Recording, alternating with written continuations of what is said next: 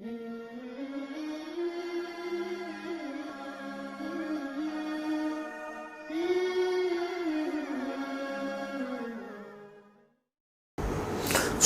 طٰہٰ کی تلاوت کو اپنا معمول رکھنے والے افراد دنیا میں قدم قدم پر کامیابی اور سرفرازی سرخروئی اپنا مقدر بناتے ہیں۔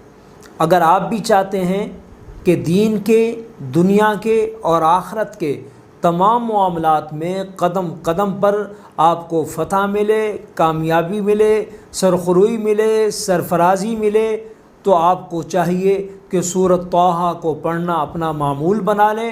انشاءاللہ تعالی ہر جگہ پر آپ کو سرخروئی، سرفرازی اور کامیابی نصیب ہوگی۔ روزانہ ایک دفعہ پڑھنا اس کو معمول بنا لیجیے۔